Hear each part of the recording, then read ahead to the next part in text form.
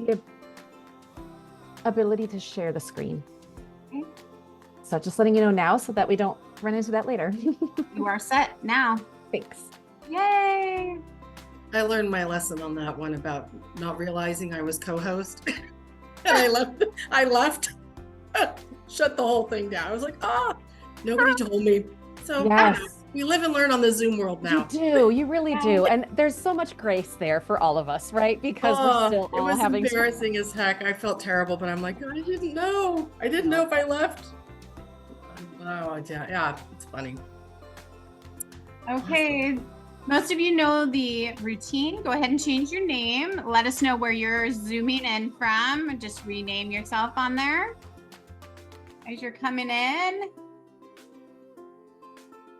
So something that Wendy might not know is that we are actually across 7 states. And so that's why we put where we're zooming in from, because then it makes networking a little bit easier, facilitating that. I love the music, Becky. Oh, thank you. It comes on the app. It's so great. When I did a Star Wars themed presentation for advising when I was in higher ed, and we played the cantina music, the That's fun. People loved it. They would walk in just like they loved it. It was great. So it makes a difference.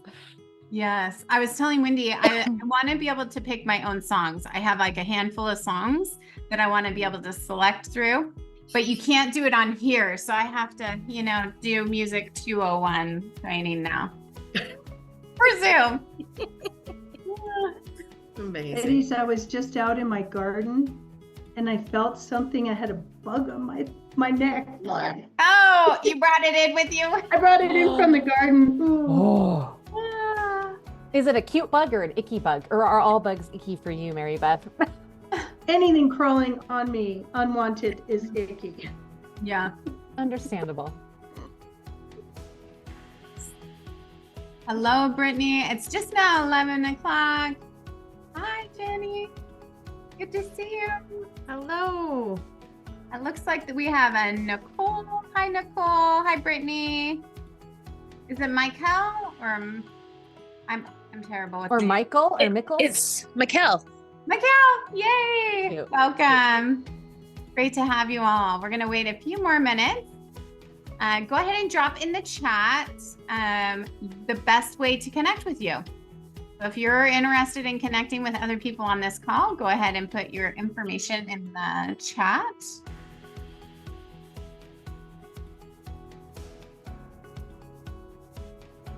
And I recommend, if you don't use email, to not put your email. Go ahead and put your cell phone number or whatever you actually use.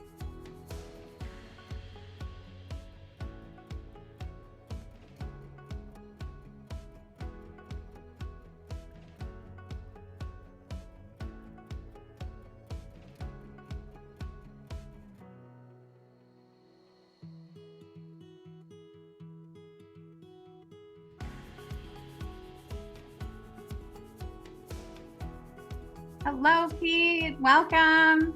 Hi, Great to have you. great to be here. We're just adding in the chat best way to connect with us. If you're interested in connecting with other people on the call, go ahead and add that in there.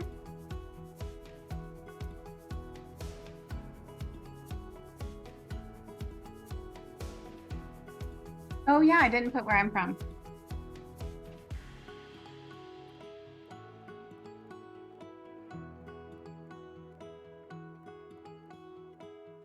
And don't worry about trying to capture the whole chat, because we will save the chat, or you can save it on your end at the end of the event. If you're not sure how to do that, we'll walk through that at the end. So then you have everybody's information without trying to scribble it down or click on every link and have 17 pages open. Tell me you haven't been there. It's only me, right? I've totally done that. Zoom calls with like 100 people. Yep, 75 at least. I couldn't capture them all. Right. Save chat is a blessing. If you go to the top of your chat, there's 3 bubbles while we're waiting. if you click on those three bubbles, right at the top, it says save chat. Vanna! Nice.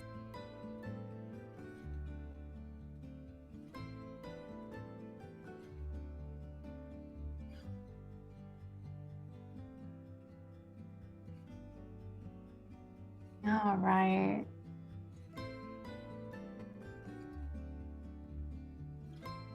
Okay. Let's go ahead. Turn down our music. Welcome, everybody.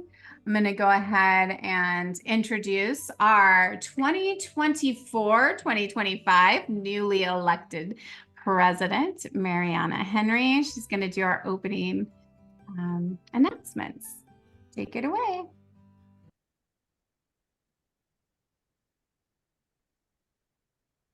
Making sure it lets me share, Perfect. and it's not. Maybe, well, hold on, Becky. Let me see if I like reload it, if it will go. There it goes. Yay. Okay, wonderful. Great. Can everyone see the slides? Yes? Fantastic. Well, hello. Welcome. I'm using the template that our past president, Jen Doherty, used, and she always had a really lovely little quote that was themed to the month, so I didn't want to stop doing that. So I've listed that June is the gateway to summer. And with that, we will be taking a bit of a break in programming in July and in August, and our next event will be in late August, and we'll get to that in just a second.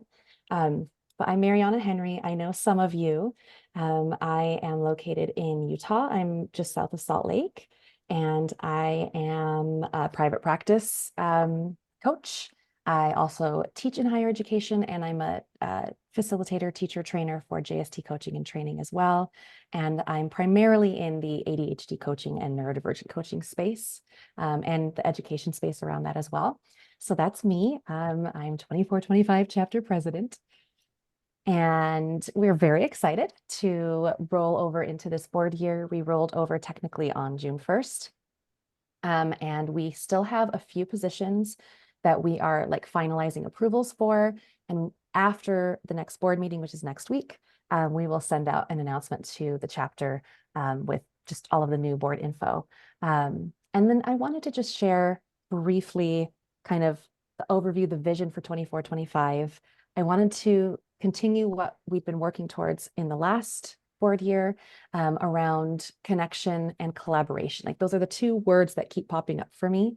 And so not just making sure that we're really collaborative internally on the board, but also out throughout the chapter in collaboration with other chapters on other types of programming and shared events. And I'm really hoping to build out a little bit more of the outreach to all corners of our region that we serve, and also to give everybody in the chapter the opportunity to serve or volunteer if they want to, and to kind of start connecting with one another in kind of closer proximity with other coaches in their areas, because again, we are such a wide ranging chapter. So that's just a brief overview and vision for this year. And then in terms of our next event, that will be our quarterly High Country Huddle, and that will be Monday, August 19th. And that's a fantastic event where it's really just kind of a get to know you. It's a networking opportunity. And again, it's that connection piece. And then the next one after that will be on November 18th. So we'll remind everybody of that in October, I'm sure. And then we are skipping July and August for our monthly programs. But on Friday, September 13th, Friday the 13th, we are going to have James Garrett join us for Fun Comfortable, the uncomfortably fun truth about growth. And as most of our monthly programs offer, this one will offer CCEs, one for resource and 0.5 for core competency. So if you're needing those, it's a fantastic way to get them. And in ICF Global News, not a ton coming down the pipeline right now, but if you haven't yet tried out ICF Engage, it's our new communication and connection platform. And it's essentially like a LinkedIn for ICF Global. And so you can get in there and update your profile. There are communities of practice that you can join. There's amazing like forums and threads and discussions, lots of areas to be able to ask questions or ask for insights or resources. It really is kind of the hub and the portal for communication and resources and collaboration across so many different chapters. So to get in there, I mean, if you literally just Google like ICF Engage coaching, you'll get there, and you'll have to log into your global account to get in. But if you just want to log into your global account, you will see things that say ICF Engage, and that's how you can kind of join that platform and get in there. So feel free to connect with others through Engage. We would love that. Be active in our chapters community. That would be great too. So really trying to get people to be engaged on Engage. There is a credentialing series that's going on right now. I just attended yesterday's event for that, and it was all about the exam, the credentialing exam. And so that one should be live or in the learning portal as a recording within the next few days. But you can watch the credentialing series recordings from earlier this year as well. And you can get CCEs for those as well through the learning portal. And then finally, just again, coming back to those communities of practice, there is a career coaching community of practice, and they have an event on June 27. And again, you can get to this through the learning portal in ICF Global. And then there is an executive and leadership coaching community of practice, and they have an event in July. So there's still stuff going on, even if High Country is taking a bit of a pause from events. So that is everything. I don't want to hold Wendy back for too long, so I'm going to turn it back over to Becky to introduce our speaker, Wendy. Thank you, Mariana.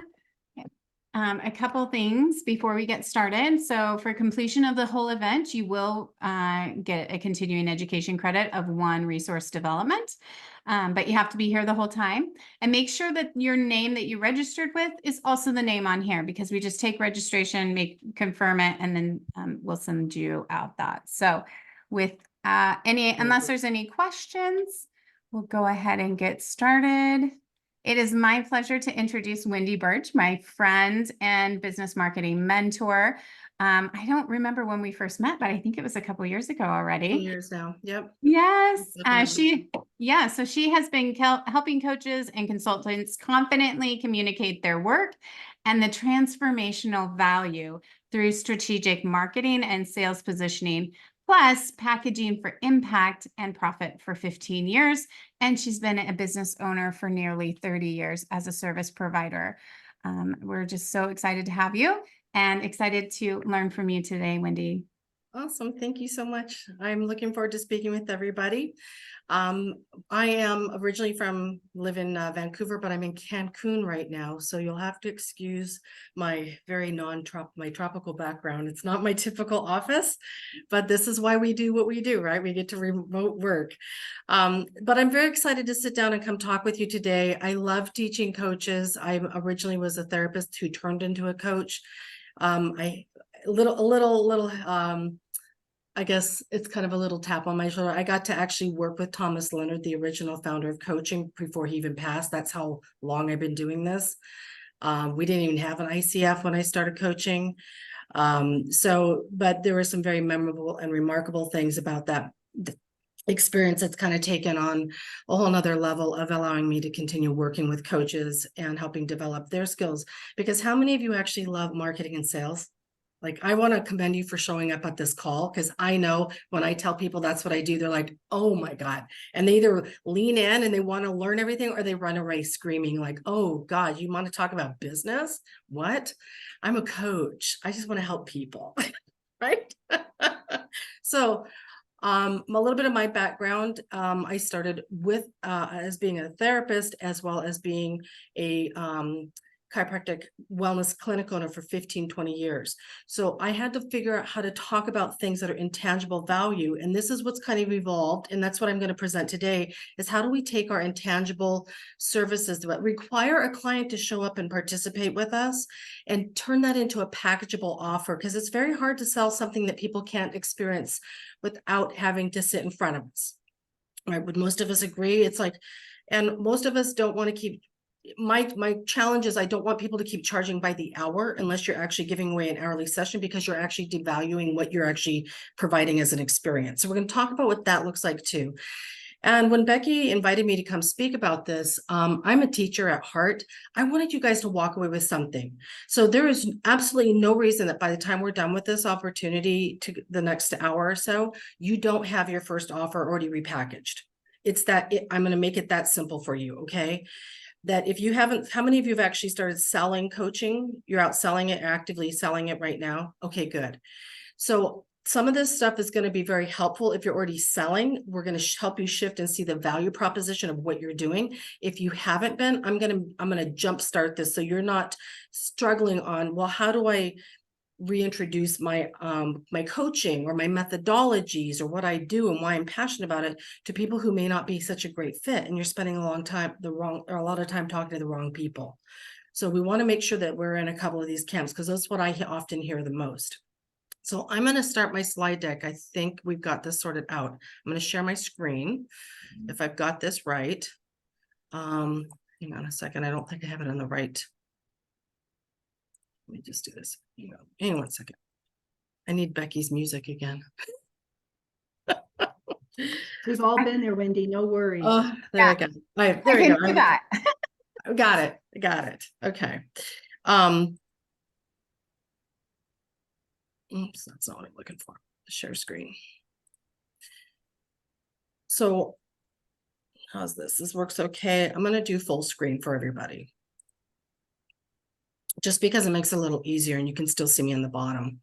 So when I built Confident Conversations many years ago out of a conversation with a client that said to me, wow, and it was kind of a byproduct of an experience. So, and I'll talk a little bit about that, but wouldn't it be great if somebody came up to you and said, wow, and I'm sure you've heard clients say this, you're sitting here waiting for them to thank you for, hey, I taught you some new behavioral changes. I got you some new timelines. I gave you some new resources. And they turn around and go, oh, I feel so much more at peace.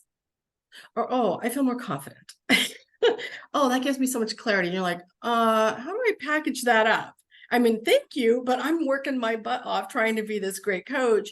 And Confident Conversations really taught me to have to reverse engineer what I was doing as a coach to come up with this. So I really want to teach you guys today exactly how any coach can sign up more ideal clients, make more sales that are lucrative for you, as well as boost your bottom line so you're having clients invest at the proper value of what you're offering them. Okay. All without selling out your soul, because that's really important to me. I want you to love what you're doing without being depleted.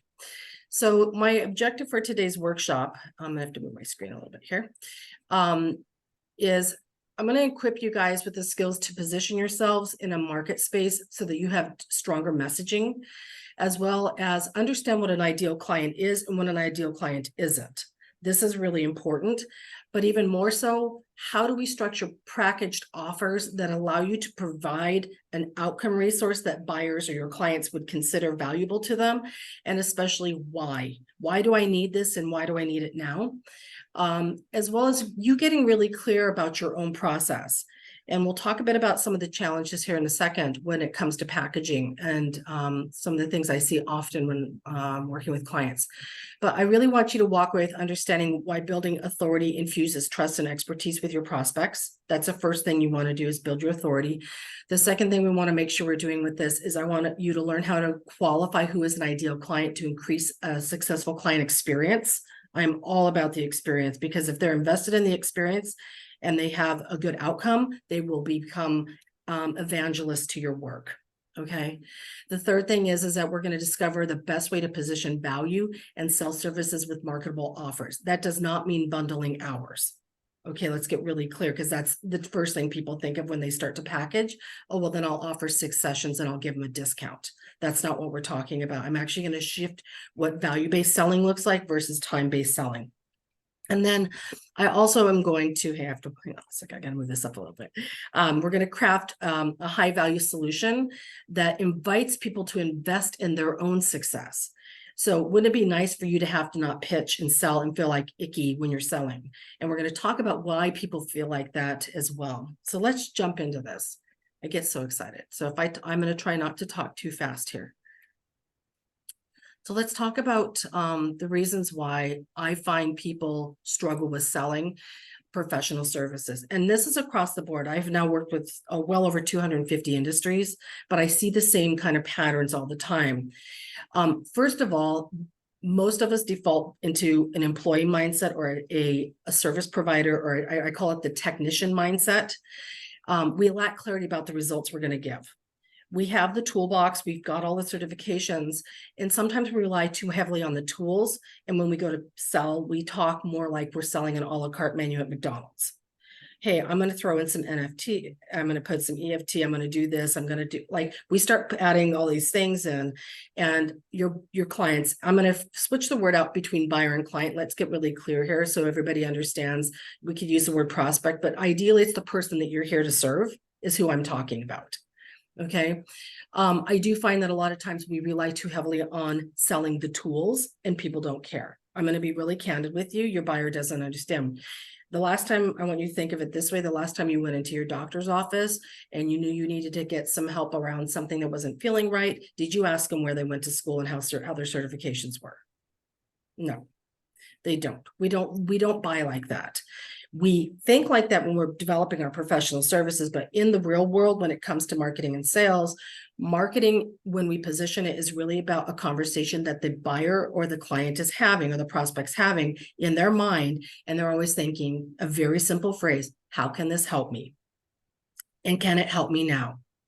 And what am I going to do? What kind of results can I get? I've tried this before. What would make this different? You need to remember, when we're talking about marketing and sales, it's a very fine line between having a monologue versus a dialogue. Okay. And this is the thing that I see people trip up on. They're constantly monologuing to people, trying to sell them on tools that make no sense of what's going on, right? It's beneficial to you. It's not to them. They don't understand. We'll talk about how to incorporate that into your packaging. My second thing that I see people trip up on is they think every client is a snowflake. Everybody's special. Everybody needs this unique experience. Oh, I can only, it's a common challenge across the board. Everybody's so special. The reality is you've got to shift back into looking at what is it that I'm here to do and how do I serve them? And whether you are aware of it or not, I will challenge you to think about it, the fact that you have your own proprietary process you take people through, whether you're aware of it or not, whether you're conscious of it or not, and whether you're sitting there building out the tools and you're leaning into your actual tool structure of what you've learned, or you're sitting there going, well, I know that every time I talk to somebody, everybody wants to start here as part of the conversation, and I need to go back to the beginning and I want a little bit more intake because I'm listening for something. So your clients aren't actually snowflakes. You yourself have a process you take everybody through, whether you're conscious of it or not. And that's your framework that we're going to talk about, a results methodology, which is going to critically move you and separate you from everybody else.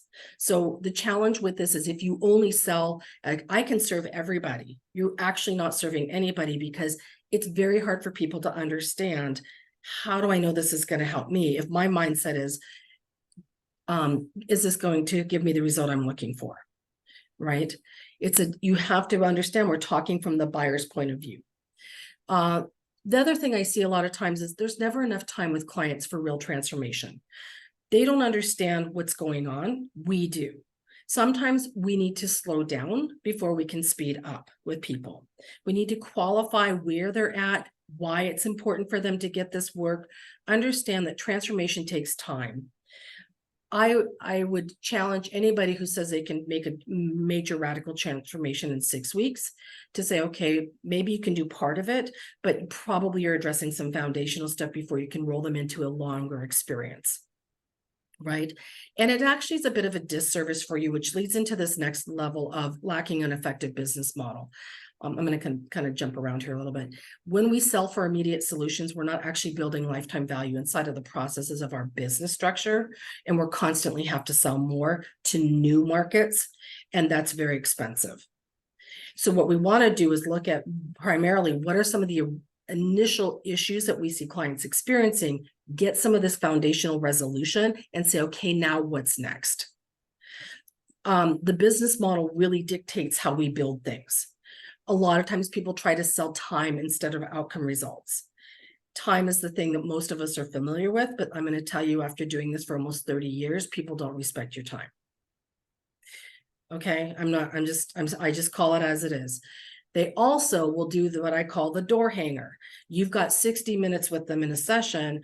You're spending there, you're coaching, okay, you've done your whole format. And then the last 5 to 10 minutes, it's just like, look, they show her all this stuff. And you're like, how am I going to close this down?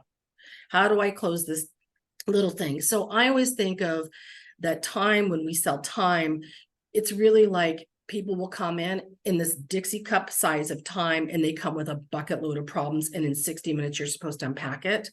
It's very, very hard to maneuver unless you have a structure that actually helps them continue to lean into the result that you're there to create with them. So open-ended structures like that are not productive for most clients. The last thing that I want to talk about is a lot of times people sell processes, and we're going to talk about the distinction between a process and a delivery, because this also is one of these things. And I'm going to credit Thomas Leonard for this. It's the thing that saved me over and over. And I didn't make a slide deck for this, but I'll share this for you. Is long ago he said that the value inside of really transformation is giving people a comparative of where they're at and what's possible by doing something, by creating what he called was a distinctionary.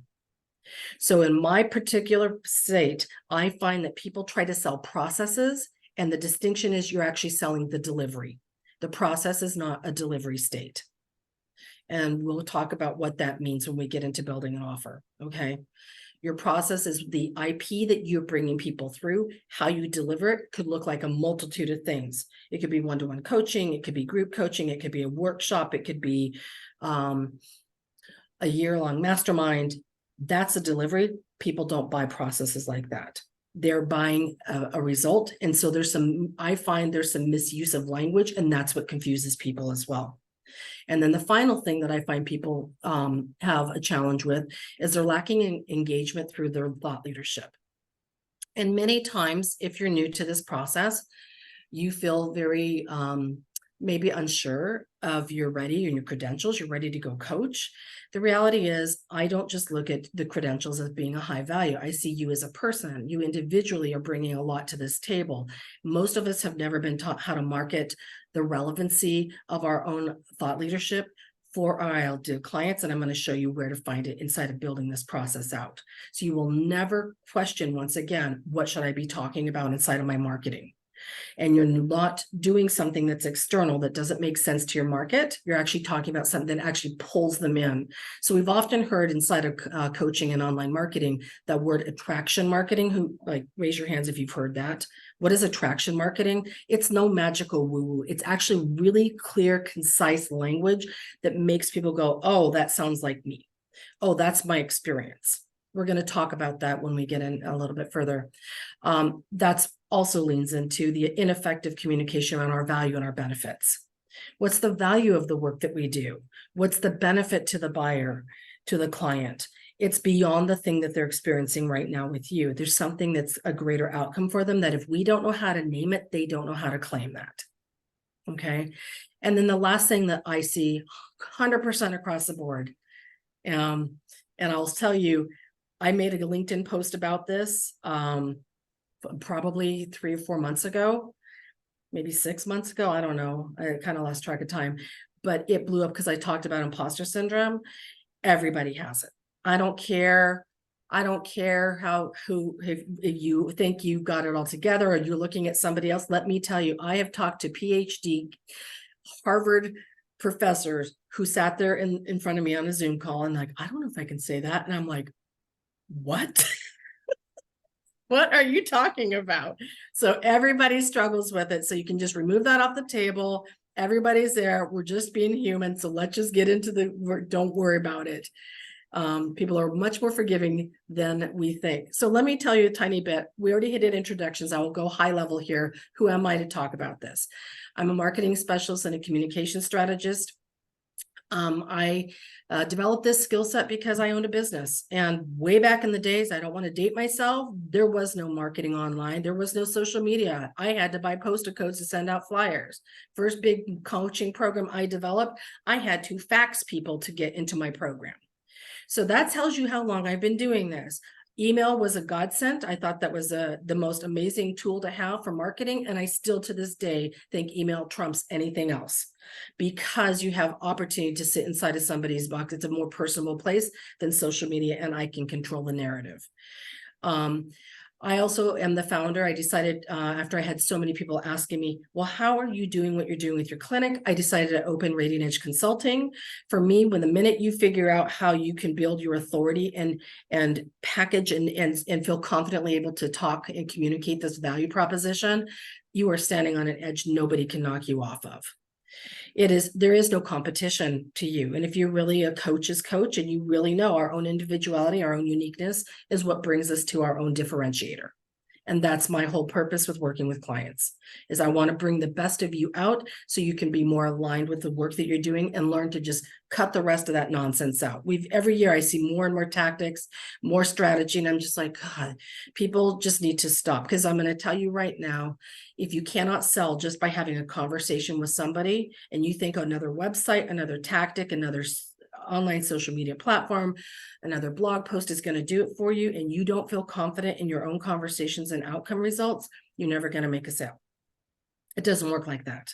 There are no magic bullets. There's no trick. That stuff enhances it. But if you do not feel confidently talking about what you do, and you default back into, oh, well, I'm a coach and I'm going to do coaching and I'm going to sell you coaching for coaches.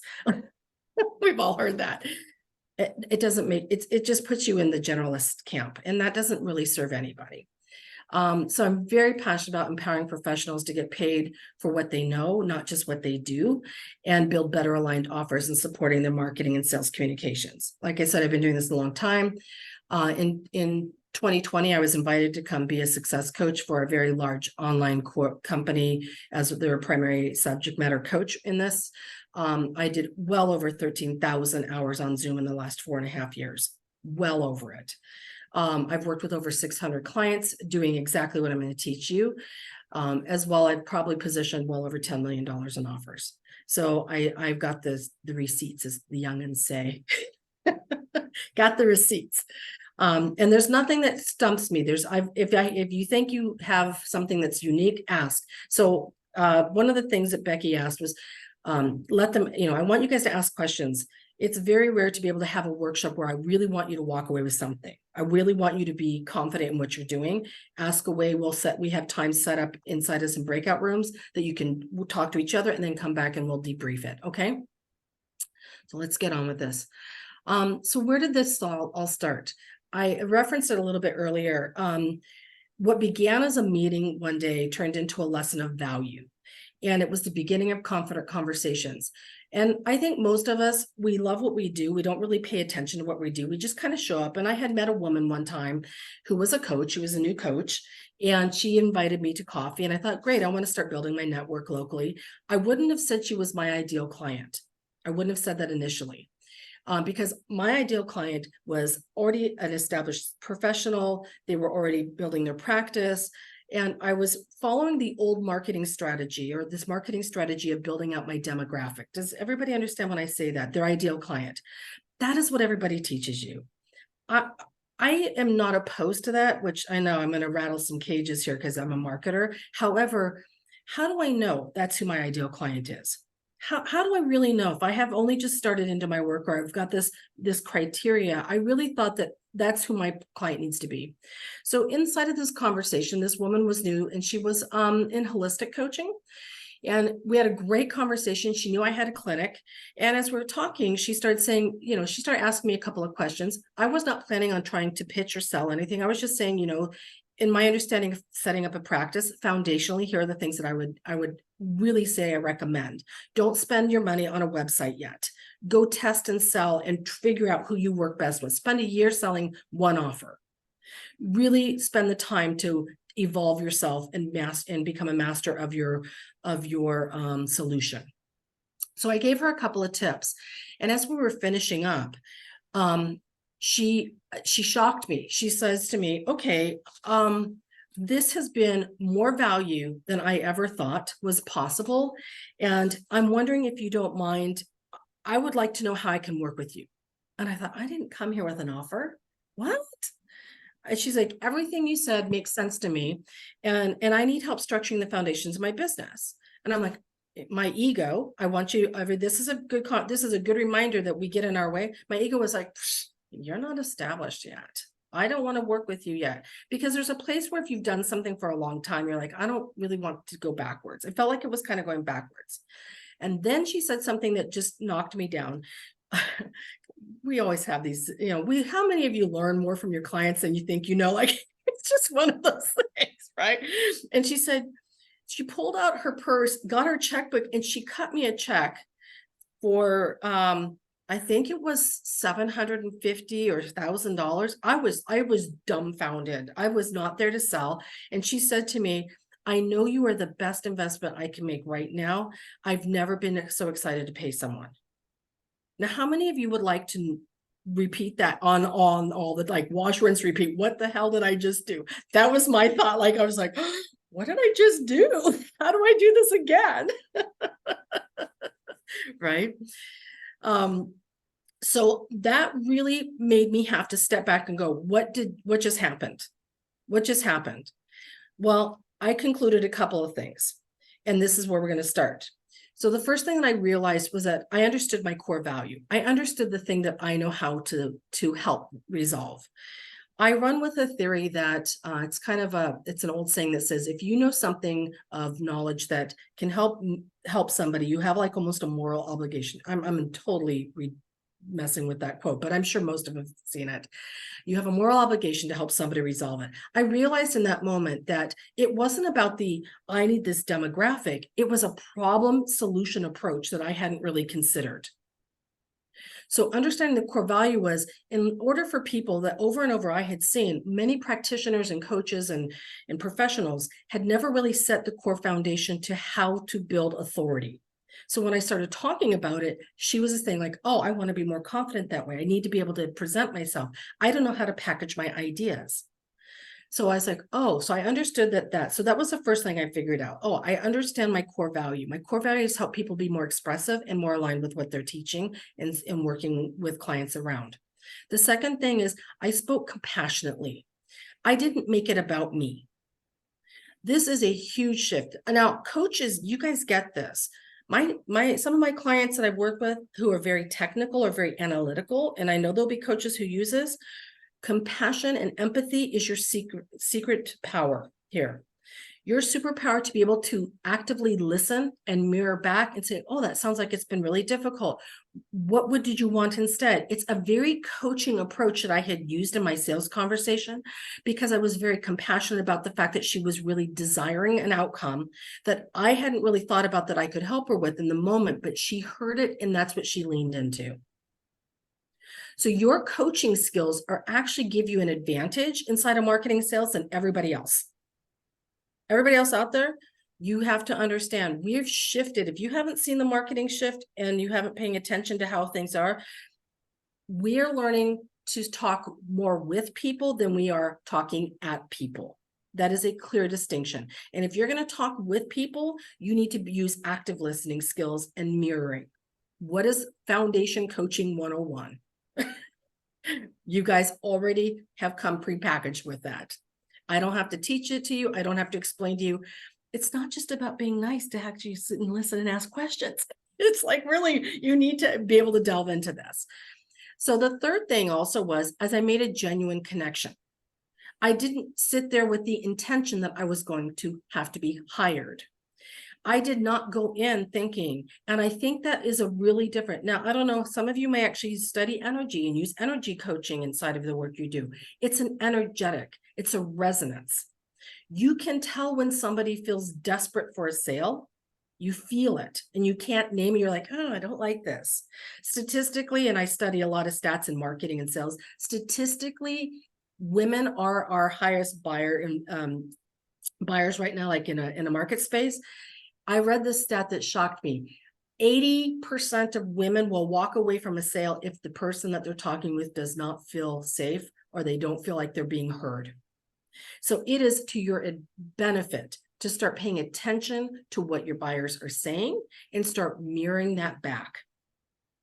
And it's also part of how we're starting to see the evolution of, oh, we need to be more human. We need to bring this back into a human relationship, not a transactional relationship. And for me, transformation only can exist when we have really even playing fields as far as transformation, because I already know the answer. And I want everybody to step back and take that stance. I know the answer. I don't need to default into feeling like I don't know enough, which is one of the reasons people fall into imposter syndrome, is they fear that they're going to be challenged. And the only person who's going to question you ever, anytime I ever had any issues with anything I ever said, it's because somebody in my own profession challenged me. Your buyer will never come to you and say, I don't think that sounds right. I don't know if that sounds right. So you need to sit back and go, wait, this isn't about me. I know the answer. My job is actually to reframe this conversation so that it is actually beneficial to them, right? How do I help them? I want to hear their stressors. I want to hear what's important. Transactional selling is important, but when we're talking about selling to people, that asset value of having a relationship means that if you can do this well the first time, you don't need to find another new client. Most clients will stay with you. Like, most lifetime value of a client is based on 10 years. I would have to say most of my clients stick with me at least 3 to 5 years. I don't have to go back and resell them. And I don't want everybody else to have to sit back and think, because I'm going to say this, and I know it's a little crass, but I'm not a Walmart. I am a boutique kind of service. You are all boutique services. You don't need to serve everybody. In fact, not everybody will be a good fit for you. And there's an old coaching saying, maybe you've heard this: if you have to convince them to come into your coaching practice and work with you, you're going to regret it, and you're going to want to push them back out because they're not an ideal fit. So all these coaching things that we've all learned through over the years is actually part of building the business model that you need to be operating from. Okay, so let's make this easier for you. Let's just jump into this. So what is Confident Conversation? It's an easier, more powerful way to sell your transformational services using an attraction-based positioning. It's not a magic pill. It's just better alignment with the way you communicate in an authentic model for natural sales conversations. It generally converts more prospects into clients with less effort and experiencing more success because now they're invested. You don't need to convince them why they need to be here. It is what we call in marketing, and until most people have never heard this, it's called positioning, effective positioning. There are 2 ways most of us, well, there's one way most of us have learned about positioning.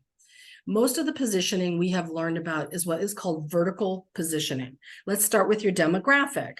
How old are they? What's their income level? What's their gender? What do they do? Blah, blah, blah. Do they own a house? I'm going to tell you right now, that means nonsense. That means nothing to me. I don't care. Would it matter to me if you rent or own? Like, do I care? What matters to me is what I did is I flipped this on its side, and I am heavily invested in what's called horizontal positioning. Horizontal positioning is offer value stacking. Here's the problem.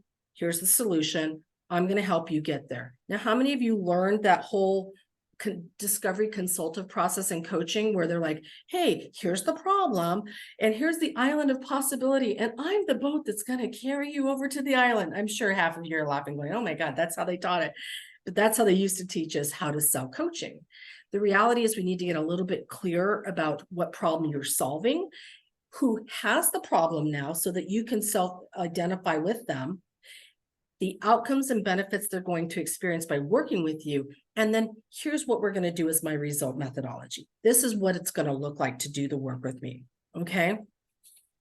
So as we start to do this value stack, I want to infuse first some principles that I want you to start thinking about. I'm just going to take this off for a second, and then we'll join it here in a minute. Get off the screen share. Stop sharing screen. So you were sent out a worksheet, or Becky was giving out some worksheets called the Confident Conversations Principles and Framework. So the first thing I want to do is I'm very philosophical about why I do what I do. Everything is intentional because I think it's important to set the foundations to invite people to improve and expand. If you're aligned with me, great. If you're not, doesn't hurt my feeling, it's okay. You know, but I do have these framework I want you to start considering for yourself. The minute you lay your foundations, it's kind of like having a vision or a mission statement inside of your business. What are you going to accept and what are you not going to accept? So here are the things that I have found to be very informative when it comes to setting up this kind of framework for a business model. The first one is and it's inside of the worksheet, I gave it to you. Becky's just grabbing that. So it's a Google Doc. Dropped it in the chat. So Perfect. you should be able to get it. It's a PDF that I just dropped in the chat. Okay, cool. Did you get it? I can do it again. Okay. Yes. So the first thing that I've concluded is that we want to focus more on the person than getting hired. And everybody's going to be like, phew, thank goodness.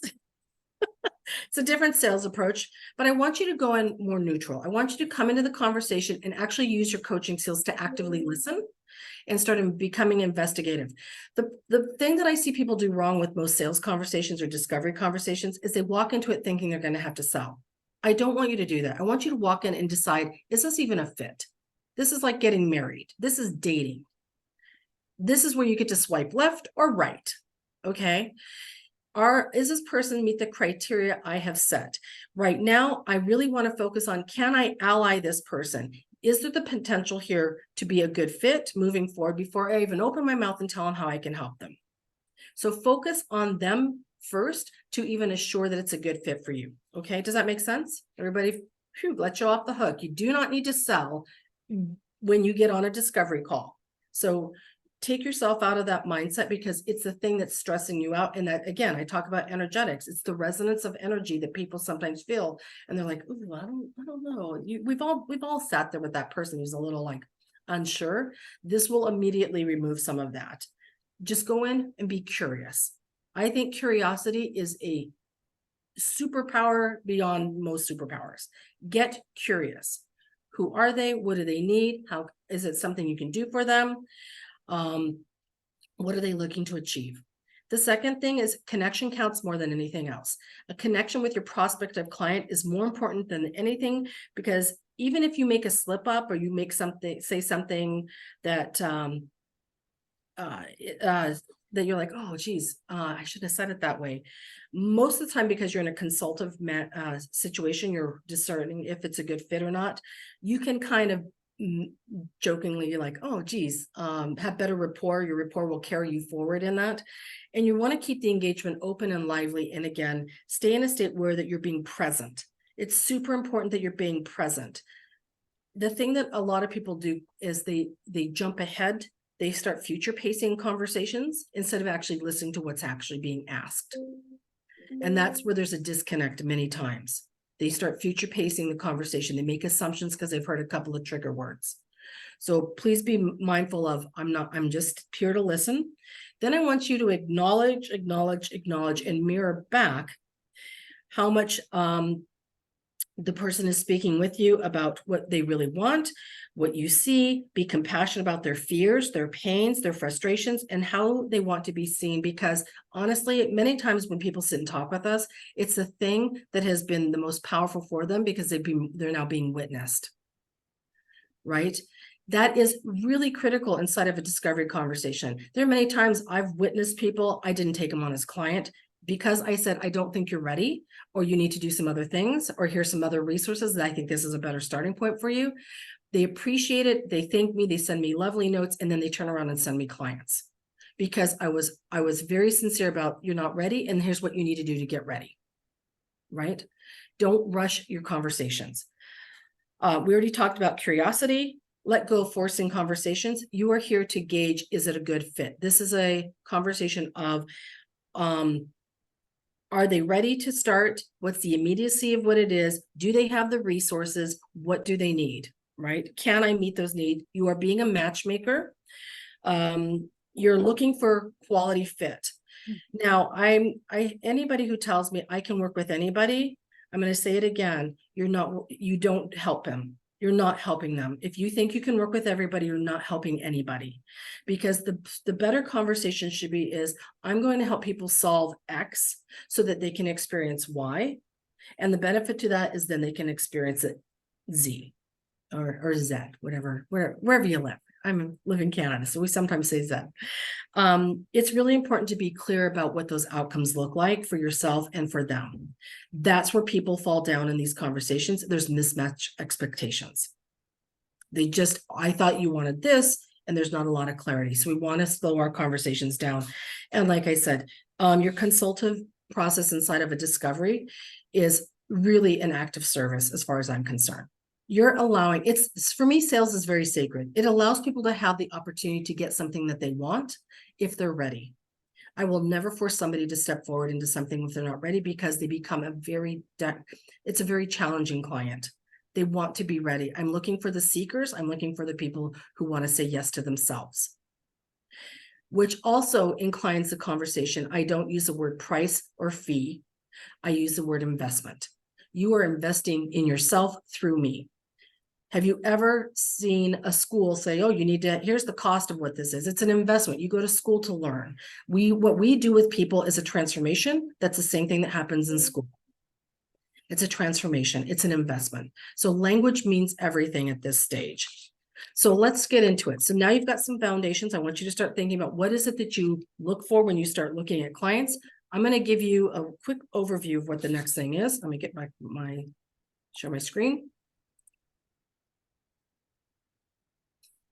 And slideshow. So we're going to do a breakout session here. There's two pieces to this on the second part of this form.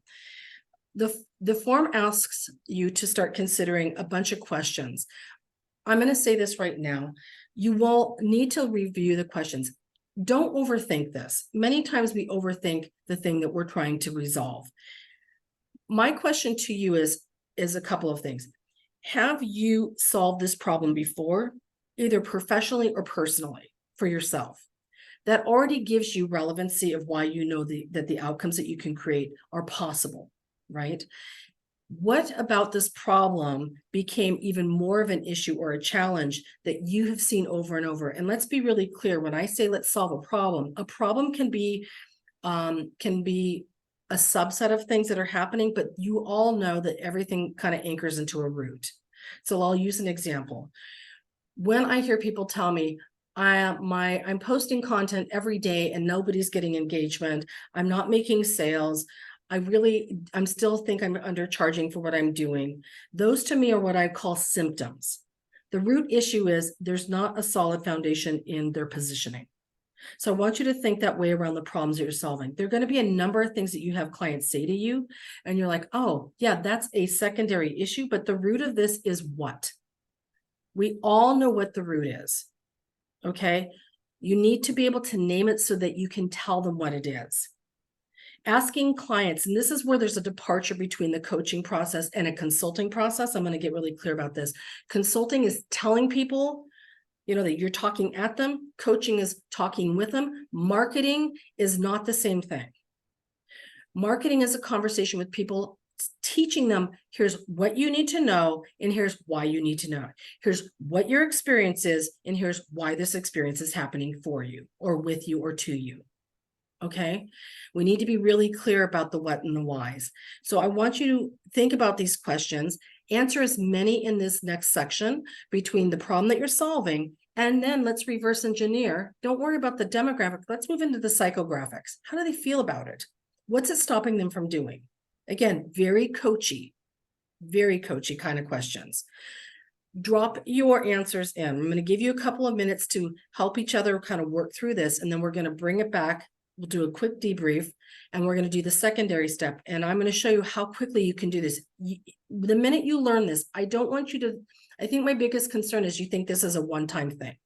I want to teach you how to do this. So if you met somebody on a Friday and you're like, I think I could work with that person, you could use this framework, answer these questions. This worksheet is going to be a guide moving forward that by Monday you could make an offer to them. That's how much this is a framework that will pay dividends over and over once you start shifting this thinking in, well, what's the problem and the solution? Are the ideal candidate for that? And let's talk about what that means. Who has the problem? You have some specific set criteria of who this individual needs to be. They need to be, maybe if it's a mother and you're working with a parent who has a child on the spectrum, what resources do they have to have in place to be successful? Do they have enough time, money? Do they have enough support? Do they have family? Do they have the right attitude? So I want you to think about who's an ideal candidate for you as a buyer to help resolve it, because that's going to make it easier for you to talk about them instead of staying really general about, are you a parent who has a child on the spectrum? What if you said, are you a stressed out mom who has a child on the spectrum and other children at home? And you need some better management skills. Now, who do you think is going to answer my call? The one that's more directly specific. So think about, who do you like to work with and what attributes do they need to have? And I didn't go in depth into this because I don't have enough time, but for this sake, keep it to the positive attributes that make sense to you. But if you really want to push yourself, you could rewrite this again and add the negatives. I don't want somebody who doesn't believe in coaching. I don't want somebody who doesn't believe in good parenting. Children should be seen, not heard. I won't tolerate that. So I want you to be very clear. This is a value conversation for you. Who is valuable to you to work with? Okay, so Becky, can you help me? I'm going to pop out of here. Yep. Or we can set the breakout rooms. I'll let you do that. I have those all set, and we'll do it for about 10 minutes. There's only a couple of you in each room. Okay, So perfect. I think there's one room with 3. So we'll just go ahead and open those all up, and then we'll bring you back in 10 minutes. Perfect. So go ahead and work on that. And then Wendy, just don't join. You heard me? Well, she didn't hear me.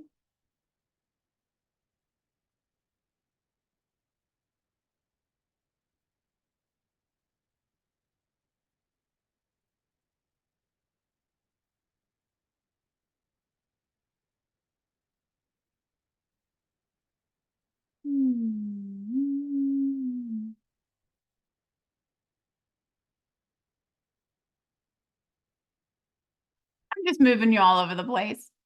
It's all good. Okay, I'm gonna pause this. See everybody coming back in. How was that for everybody? Painful? Usually everybody's like, you want me to brain dump that fast? Yes, I do. I don't want you to overthink it. That's the biggest thing. We talk ourselves out. We already know. Like, I believe you have the intuition. You know what you're doing. We just have to get out of our own way and just like, okay, I'm helping X. I'm doing this. This is who this person is. So I really want you to not overthink it. There's the rest of the people coming. Hi, welcome back. So I know there's got to be some questions. Anybody have any questions right now? Let's just kind of do a quick Q&A. Any questions? Yes, Marion. I wasn't sure about offer name. Like, what should that look Oh, like? okay. So that's on the second worksheet. Did you have that one? Did they get the right one? I hope they had the right one. Did you get a worksheet that looks kind of like this? It has spaces for you to write into it. Well, that explains a lot. No, That explains a that's lot. not what I That's why I have. was like, okay. Uh-oh. Did I give him the wrong one? That's the one you gave them, is the one where they get to pull everything together. Oh. So here we're going to jump start. No wonder you're like, what questions are you talking about, Wendy? I made you 2 worksheets. I made you a working copy. So there's a worksheet here that has a series of questions and then some workable spaces in it. This I is think going to be both the you template. sent Becky are the same. I asked you here. Maybe you should send another worksheet. I have a copy of it here. Let me just pull mine up.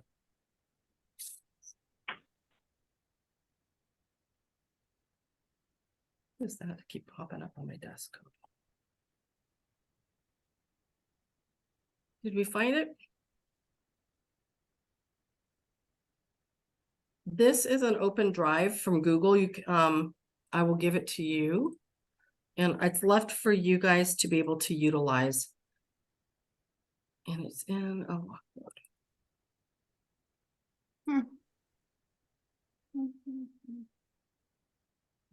And anyone with the link. Okay. So if you go into here, let's just have you guys pull this up.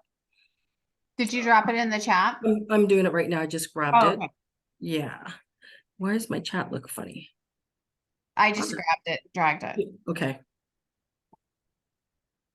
maybe. See if you Perfect. guys can It's- open that. Yeah, see if you can Sorry. open. It's in a Google Drive for you to work on. We need access. Oh, I put it in Access. Oh, Google, you just drive me nuts sometimes. Anyone? And yet we go back to it. It's I like- know, right? Okay, it looks like Becky dropped the link in. Wendy, There, try it. Try again. where you Try did. again. I opened up to editor. Everybody can edit their own. Okay, did you drop it in, Wendy? It's in the chat. So It's just, I think it's the same link as the one Becky. it's the one that Becky had shared. sent. It should be. Mhm. It's still not letting me in, but I don't know if that's just me. Okay, hang on. Let me see what it's doing. Oh, the one that you sent in, Becky, this one is actually not the worksheet. That might be why. That is actually the link to the file that I sent you. So let me just copy this. Sorry about this, everybody. We were It's- so on it. It's Zoom, we were having this conversation earlier. It's Zoom. Okay. Did everybody see that?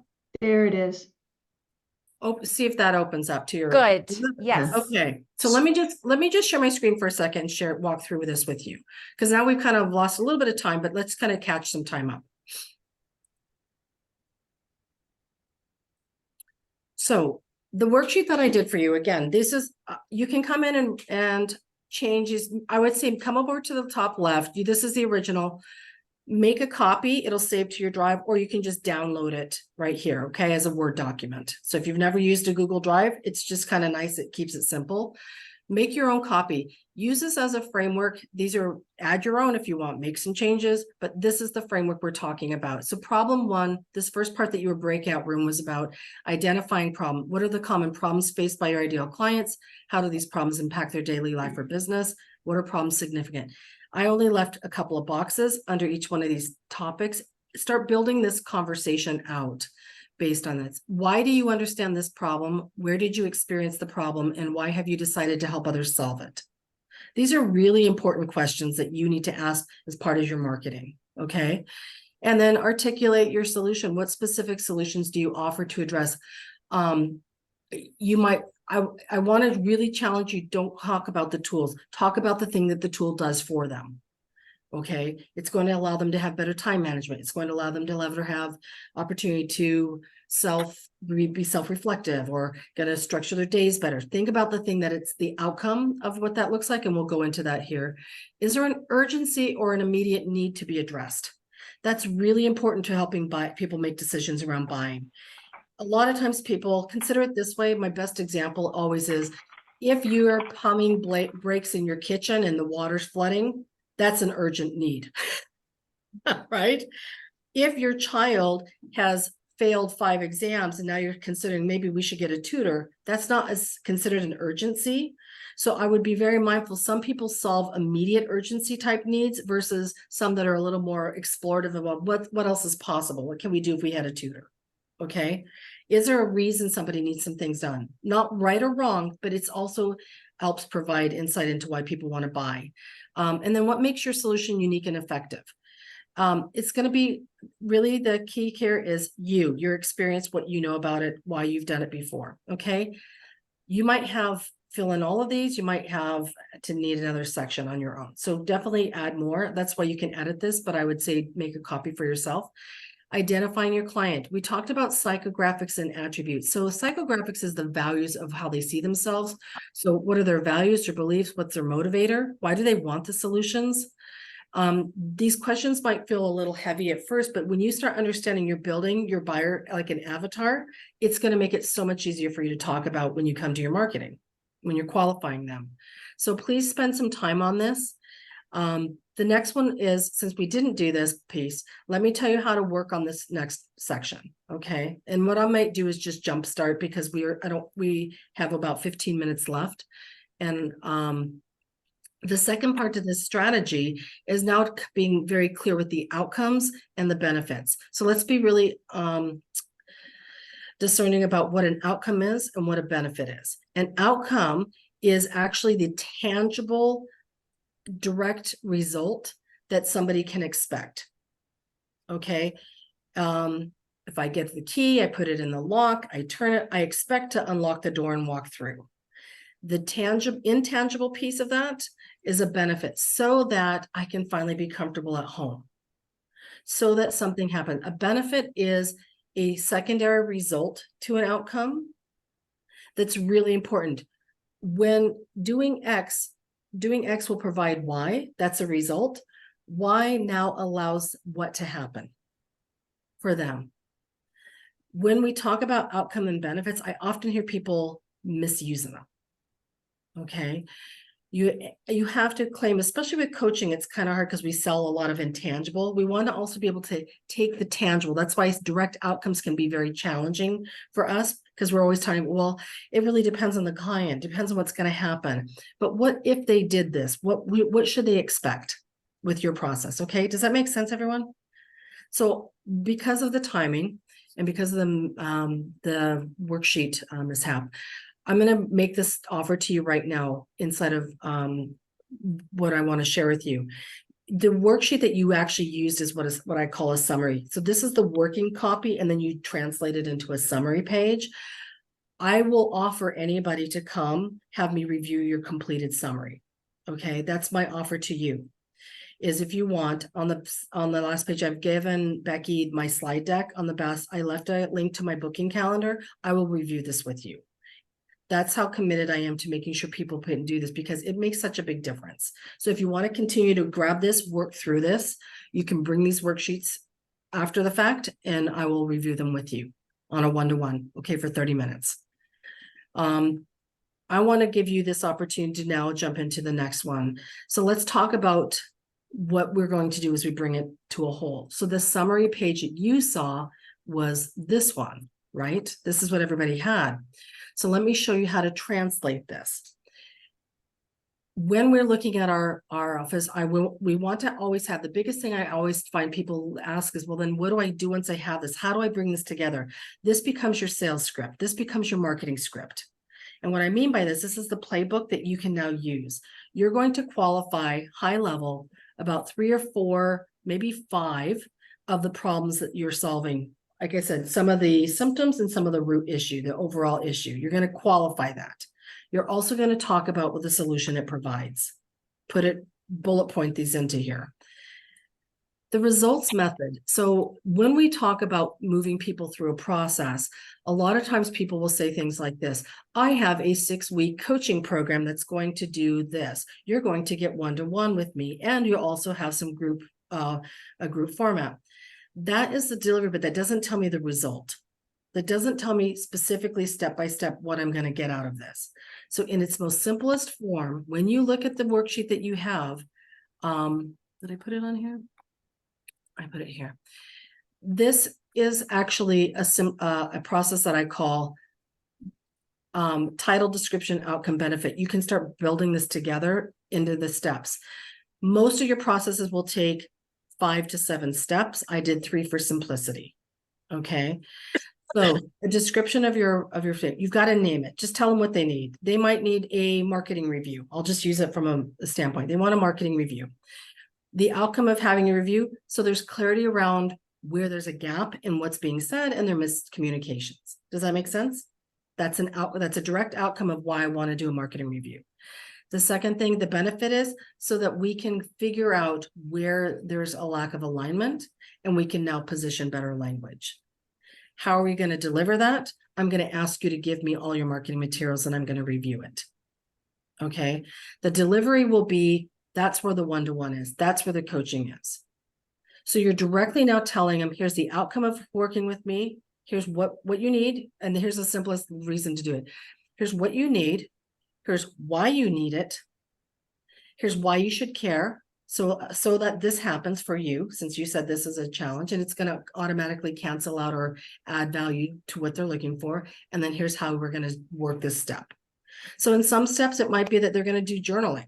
Some steps might be that they're going to go into their work week and track their activities or their behavior for a month. And then they're going to come back. Depends on how you've structured your offer. But this gives you a place to start categorically putting together what that looks like. And you do this for each one of the steps and stages. Now what you do when it comes to actually naming it, I would say, now we're going to talk about the outcome it's going to bring, right? Effective, I don't know, something, let's say we'll go back to your person who's working with parents with children who may be on the spectrum. Successful spectrum support, parenting support. You might want to have something that's benefit driven outcome. It's not about the tool, okay? Because that's one of the things people struggle with. How do I talk about the tool? I don't want you to. You that goes to the delivery. We're going to do this kind of an assessment. We're going to do this kind of thing. This is really marketing language. What do they need? Why do they need it? Why should they care? How do they get it? You do this for each one of the steps. I would not build something over 7 steps. It's much too complicated and people will think it's too much for them to take on. I wouldn't go less than 3. 3 almost feels simple. So if you have a simple solution for something, then just do 3 steps. I did 3 here for simplicity. Then what I want you to do is once you've decided who that person is, there's your best fit client attribute. Put down the things that you need this person to be. Okay, what's the best thing for you to have that makes them successful with you? The last piece will be your authoritative insight. This is the thing people struggle with when it comes to imposter syndrome. I'm not sure what to say about it. I want you to tell me, why do you advocate the importance of this solution?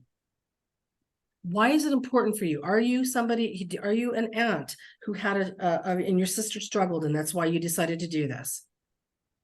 Why is it important to you to help somebody get this? Now, a really important question for value-based positioning is, what's the cost of them not getting this solution? And cost is beyond money and time. Cost could be lack of support, lack of awareness. A problem to me, and I'm going to put this here, a little pin in it, and I want you guys to think about this. After building as many offers as I've had, I have concluded there are no problems. Problems for clients feel like a lack of knowledge, resources, or skills, but you know that solution. So don't go into a default that you don't know. So what's the cost of them not resolving the problem? The cost is they're underskilled, they're under-knowledged in something, they're under-supported, they're under-resourced. What's the cost of them having that if that continues? Does that make sense? Does that make a big difference here? Because when you talk about the cost of it, so how long are you able to not have that kind of sleep because you've got a baby that wakes up all night and you're like you're a parent coach who can help babies sleep? Or in corporate, I work with a lot of corporate. What's the cost of not being able to hit your projects, budgets and timelines? What's the bigger issue here? You put everything behind.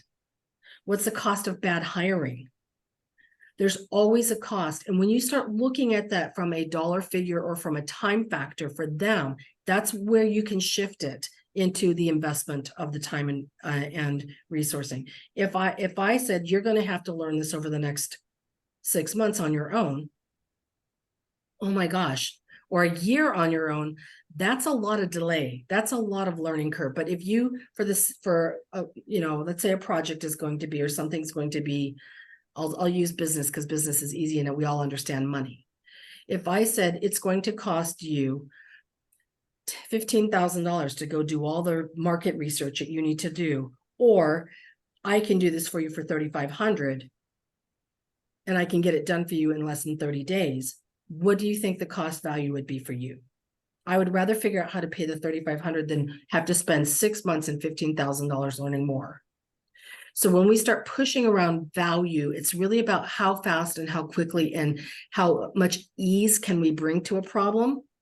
That also helps us now position the price point. It's what moves us away from undercharging for what we're doing. Now, I want you to do this, and I want you to hold your breath for a second and think about the biggest number you would ever charge for a package. It may be $500, or it might be $1,000. It might be $1,500, and it may be $5,000. If you've never pushed that far, I don't want you to take a leap that's so far out there that you're just going to want to throw up every time you give that number. I want it to be something that's like, ooh, that's a little cringy, but I'm going to test it. Push yourself to that limit. Start selling it. When you get your first yes, okay, great. Start tracking what's going on. You have to track your sales. How many times have you made this offer? What you're going to find the first time you hear somebody say to you, oh my gosh, this was amazing, I would have paid you double. Guess what? Increase your price. Bump it up another couple $100. Because what you're doing is you're getting comfortable by asking more money based on an outcome versus your time. The better you do this, the more efficient you are at this, the more masterful you are, the less time it's going to take you to move people through things. And that's where that time positioning piece does us a disservice. Because we want to move people quickly because we want to show value, but the reality is the value's in what the outcome is, not how much it takes for us to do this. Does that make sense? This is the big struggle here. This is the linchpin that I'm always trying to unlock with people. So because this has been a little bit all over the place, I hope it's been valuable. Does anybody have any questions for me? Let me just put this back into the stop share. And we can answer some questions here. Yes, Janine. A practical one, how do you actually sell without selling hours? I mean, for the Okay. more recent thing that you just said. Okay, I start talking about the challenge. So think about the best infomercial you've ever had, you've ever watched. How many of you have been sucked in like me? It's late, I'm watching TV, there's this infomercial. What you've done, what you get to do is you start talking about your buyer. Hey, I love working. Let me do the infomercial that I always use. Hey, does this sound like you? Are you trying to lose those last 10 pounds? Are you struggling? And there's that poor woman in the kitchen eating lettuce. And you're like, oh, does this sound like you?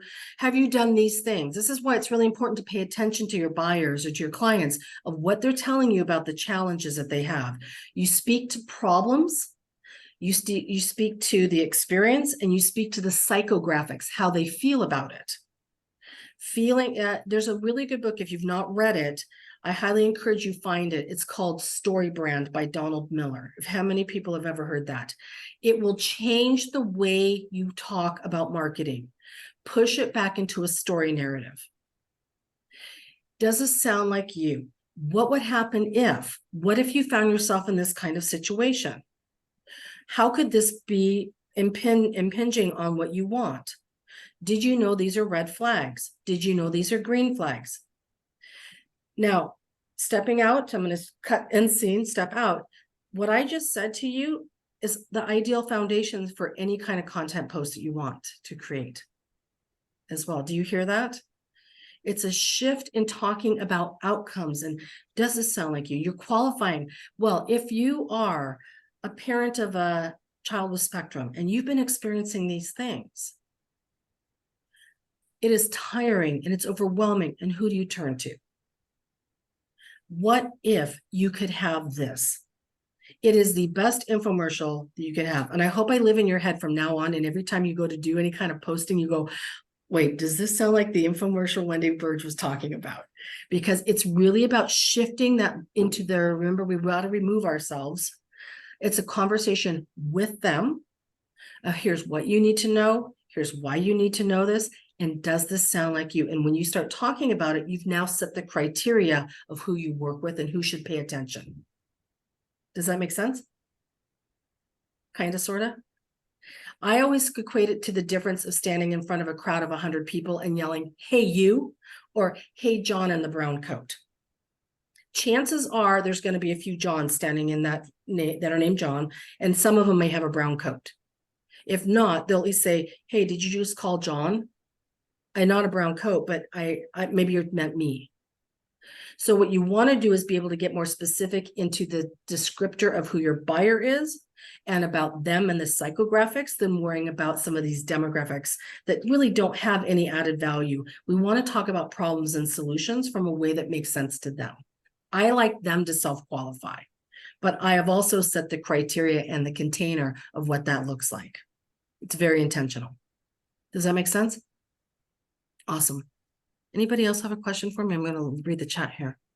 Wendy, I've got a question. Just in thinking about that offer summary, I can see there's a lot of power in getting clear around that. Mhm. Do you find it to be most useful in terms of crafting a general offer? So, you know, this is focused around the 6-month individual coaching engagement that I offer, as opposed to tailoring it for a specific client prospect that I'm talking to. I always encourage people to think about the concept of more of a business model based on school.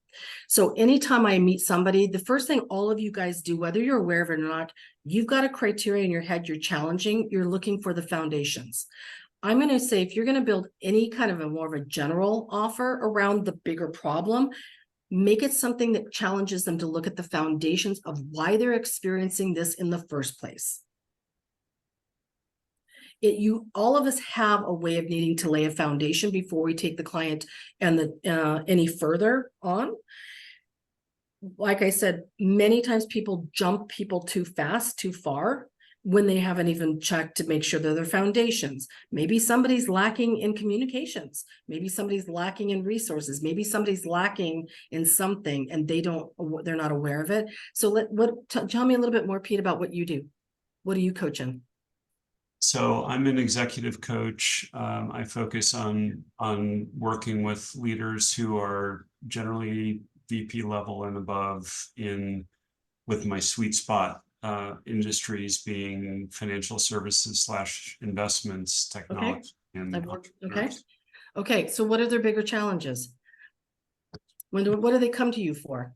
Yeah, they generally are coming to me because they've tried everything that they can on their own and it hasn't worked for them. And the specific problems that they're having range from they don't feel comfortable or equipped in the role that they're in. They don't see a path to leveling up, or generally they're not as effective as they want to be in managing their teams or delivering results through their teams. That's the key right there. That piece right there, I would say, do you have the foundations to do this effectively? Because you're still now you're challenging their thinking. You're challenging to think about it, because regardless if they need 3 months of coaching, 6 months, hopefully a year, I want them to stay with you so they get better results, right? We all know the longer people work with us, it's not that we don't want them to learn how to coach themselves. They need to have the time to learn, indoctrinate, implement, execute, come back and refine, right? So I'm going to encourage you and everybody, you need to look at the foundations of what you're doing with them initially. How do you know you have a problem here? You're telling me you feel it. So what's the checklist that you're using? What's that assessment that you have? So I would name the assessment something that's very beneficial for them to understand, that gives them the opportunity to validate why they are having the challenge and what they can do to mitigate moving forward. And it gives you an opportunity, and this is for everybody. If you have a situation where you want to qualify them better, create an assessment that allows you to see where they're actually at. Don't just jump in and assume. Because what you'll learn is that some people need a little bit of some resourcing. So you might put together a shorter program with your IP that's like 3 months. Often it's a short engagement, or they might need a full engagement. Maybe like, okay, not only are we going to, we're going to do a discovery. We'll use that framework because I'll use what I know your industry uses. Discovery, we're going to do a strategy. I'm going to implement it, and then we're going to execute on it. Then we'll come back around, right? And you might say, okay, then we're going to make modifications. So something that big, you can't do in 3 months. That's just, you need to pick something. You need to pick 1 or 2 specific direct outcomes if it's a smaller. So I like front-end offers that are usually anywhere from 30 to 90 days to help us really lay in a foundation and get them understanding. Because we're always dealing with people's mindsets. We're dealing with people's abilities, right? So do something like that, and that's going to give them it. And all of a sudden, you're not selling coaching; you're selling an outcome that they're seeking. Does that make sense? Yeah. Yeah. And Okay. So Yes. sorry to jump in here, but it is time. So I know that some of you have places to be. Wendy, are you okay to stay and answer a few more questions? Yeah, absolutely. And I just want to make that offer again on, you have the slide deck. My information's on the back. Feel free to click through, book the calendar link, come talk with me. I want to make sure I give everybody the appropriate time, because learning how to position yourself will save you tons of time and resource. Like, there's nothing more frustrating than watching somebody want to help somebody, help their people, and not be able to communicate that. And then they get frustrated. And you spend a lot of time and resources and money to be here, to go to school. And as Becky said, she and I were having a conversation about this. She went to school to become a coach, not a marketer. Right? You came here to learn to coach. But what if your coaching skill sets could help you become better at positioning and talking and marketing yourself with much more ease? Okay, it's just a shift in your perspective. So I really want to thank you. Sorry for a little jumbled piece, but I think we got through it okay. Would everybody agree? Mhm. Awesome. Hopefully I will be invited back. I would love to come continue this. So Mariana, if you have room on a calendar in the next, let me know. I've already talked to Becky about it in a private message, and I also friended you on LinkedIn and said the same thing. So Yes, I'm on LinkedIn. You'll find me under Wendy Burge. Again, you're gonna get a copy of my slide deck, and all of that information's inside of there. Okay. thank I you so really, much. really appreciate everybody. Thank you so much. Thank you very much. Mhm. Take care. Bye-bye. Bye. Hey, Wendy, I just want to make sure I have everything before we click off. Because now you're like, oh, a slide deck. And I'm like, "Ah." Becky, do Thank you want you. to stop the And recording? could we have a slide deck? Slide deck? Could we have?